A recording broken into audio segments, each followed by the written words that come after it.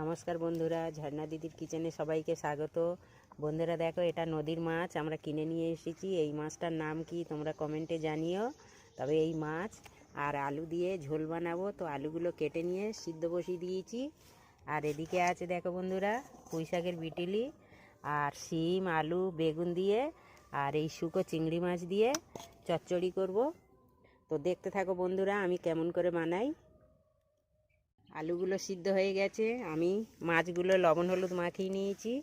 এবারে মাছগুলো ভেজে নেব। কড়াইতে সাদা তেল দিয়ে দিচ্ছি। তেল গরম হয়ে গেছে, লবণ হলুদ মাখানো মাছগুলো তেলের মধ্যে ছেড়ে দিলাম। মাছগুলো সুন্দর করে ভাজা হয়ে গেছে, এবার আমি মাছগুলো তুলে নেব। দেখো বন্ধুরা, একইভাবে মাছগুলো আমি সব ভেজে নিয়েছি। এবারে আমি তরকারিটা বসাবো। এই তেলের মধ্যে আরও অল্প তেল দিয়ে দেব। তেলের মধ্যে গোটা জিরে ফোড়ন দিয়ে দিলাম, কেটে রাখা পেঁয়াজ দিয়ে দিলাম। পেঁয়াজটা ভাজা হয়ে গেছে, এবার আদা রসুন বাটা দিয়ে দিলাম। ভালো করে কষে নেব। পেঁয়াজ রসুনটা ভালো করে কষে নিয়েছি, কেটে রাখা টমেটো দিয়ে দিলাম। মশলাটা খুব সুন্দর করে কষে নেব। পরিমাণ মতো হলুদ গুঁড়ো দিয়ে দিলাম, পরিমাণ মতো লঙ্কার গুঁড়ো দিয়ে দিলাম, পরিমাণ মতো ধনিয়ার গুঁড়ো দিয়ে দিলাম। অল্প জল দিয়ে মশলাটা কষে নেব। পরিমাণ মতো লবণ দিয়ে দিলাম। মশলাটা আরও ভালো করে একটু কষে নেব। মশলাটা ভালো করে কষা হয়ে গেছে, এবার আমি সিদ্ধ করে রাখা আলুগুলো দিয়ে দিলাম।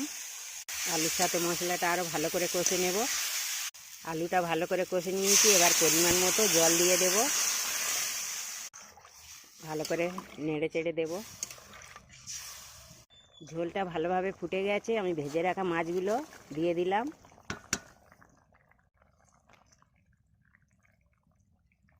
ঝোলটা ভালোভাবে ফুটে গেছে, এবার আমি নামিয়ে নেব। দেখো বন্ধুরা, মাছের ঝোল হয়ে গেছে, নামিয়ে নিয়েছি। এবার আমি চচ্চড়িটা বসাবো। কড়া গরম হয়ে গেছে, সর্ষে তেল দিয়ে দিচ্ছি।